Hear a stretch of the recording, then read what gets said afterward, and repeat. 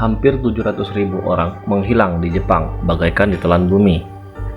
Mereka tidak bekerja, mereka tidak bersosialisasi, dan mereka hilang selama bertahun-tahun.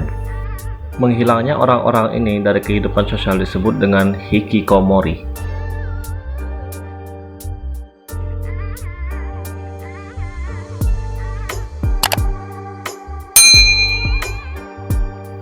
Secara harfiah, dalam bahasa Jepang, hikikomori berarti menyendiri atau membatasi diri dari pergaulan sosial. Menteri Kesehatan, Perburuan, dan Kesejahteraan Jepang menjelaskan bahwa hikikomori adalah istilah bagi orang-orang yang tidak ingin pergi keluar rumah dan dengan demikian mengisolasi diri mereka dari masyarakat selama lebih dari 6 bulan sampai bertahun-tahun. Hikikomori sebenarnya masih terlalu ambigu untuk disebut sebuah penyakit karena tidak tercantum dalam The Diagnostic and Statistical Manual of Mental Disorder dari Asosiasi Psikiater Amerika yang menjadi acuan para psikiater dalam mengidentifikasi gangguan jiwa.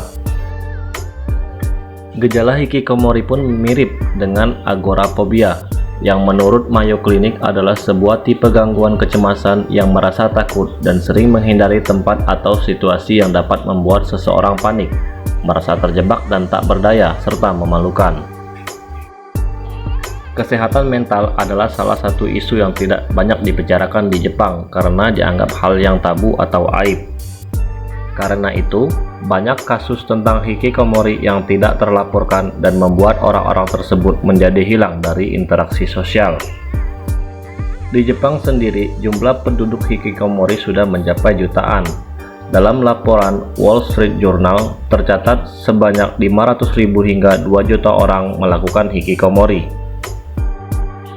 Pengidap hikikomori umumnya adalah para remaja dengan rentang usia 15 hingga 25 tahun dengan jenis kelamin laki-laki. Tetapi, ada juga beberapa kasus hikikomori yang dilakukan oleh pria parubaya. Dalam beberapa kasus ekstrim, hikikomori dilakukan oleh beberapa orang dengan tingkat intelijensi yang tinggi atau profesi tertentu. Penyebab hikikomori. Usai Perang Dunia Kedua, Jepang harus menerima kekalahan dan memulai segalanya dengan bekerja lebih keras. Penduduk Jepang yang tumbuh besar di era tersebut dianggap kaku dan hanya tahu soal kerja keras dan mendapatkan uang.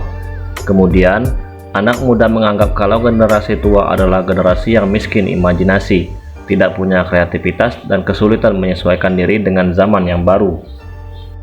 Para generasi tua sendiri melabeli para anak muda sebagai anak-anak yang lembek dan mudah menyerah.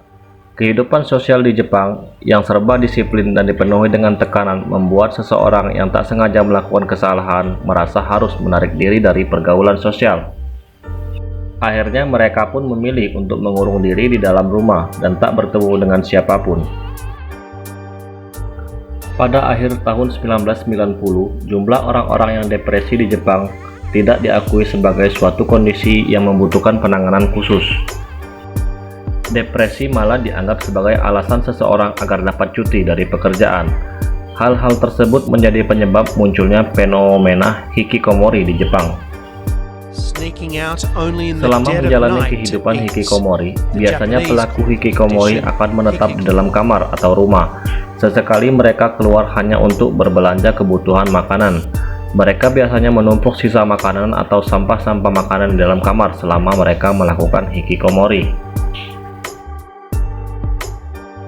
Tidak heran jika seseorang yang telah melakukan hikikomori selama bertahun-tahun, maka kita akan menemukan tumpukan sampah atau barang-barang bekas yang menggunung di kamar mereka.